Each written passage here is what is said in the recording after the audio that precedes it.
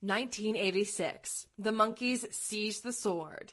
If you were to make a musical biopic, a big-screen theatrical release about the Monkees starring, maybe Ryan Gosling as Michael Nesmith, how would you end that film? Many fans believe the film's climax should take place during their 20th anniversary tour, when on the stage of the Greek theater, the elusive Nesmith performed with Micky, Peter, and David. Finally, the four Monkees together again. The fans were thrilled. The boys were elated. Fade out. The end. No, and here's why. The story of the Monkees closely follows the stages of the hero's journey, from their beginnings in the ordinary world to the supreme ordeal and beyond. Many heroes during the supreme ordeal experience failure, betrayal, and abandonment. As we saw in the last video, the Monkees were no different. But worse was the aftermath.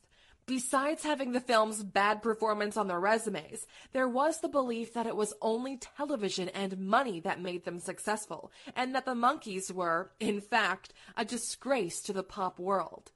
All of which conspired to create a stench that followed them well into their solo careers. This stench is why Micky's magnificent MGM Singles got no airplay in the 70s. As Micky said, the stations, the distributors, the industry just wouldn't take me seriously. And in the same decade, otherwise positive reviews of the first national band that contained lines like this. Mike Nesmith, you'll remember, was one of the plastic Beatles, the Monkees. Didn't help Michael's reputation as a pioneer of country rock, nor the sales of the first national band. Peter? For a while, the consummate multi-instrumentalist actually believed the critics and quit the music business altogether. And as for David, add a heaping helping of the bitterness he felt over how Bert and Bob treated them, and his failed solo career is somewhat understandable. Then add the divorces, financial hardships, drug use, and even prison. And it's fair to say each Monkee hit rock bottom, or to put it in the vernacular of the hero's journey, because of the supreme ordeal, each Monkee suffered a near-death experience. Near death. Each survived. And what happens to a hero when he survives the supreme ordeal? He's rewarded. And that is what the successes of 1986 were all about. Micky, Peter, and David seized the sword.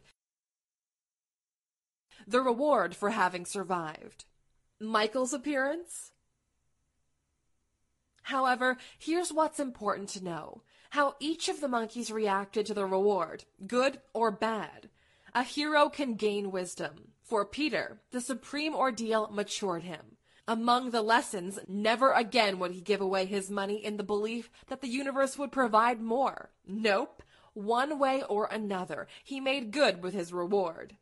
The hero can see the role he must play. In their original incarnation, Micky never quit the Monkees. The Monkees quit him. He vows that it will never happen again. This time, the Monkees project will not die. And a hero can abuse his power. Sometimes when a hero survives a near-death experience and is rewarded, his ego can become so inflated that it distorts his perception of his real value. Could that be why David's attitude was, MTV needs us more than we need them? Unfortunately, the differences between Micky and David's reaction to the reward brought the three of them to loggerheads, and by the end of the 80s resulted in this sad fact.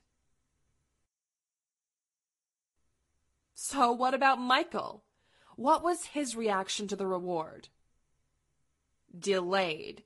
It would take Michael's willingness to seize a sword of his own making to trigger the next stage of the hero's journey. The road back.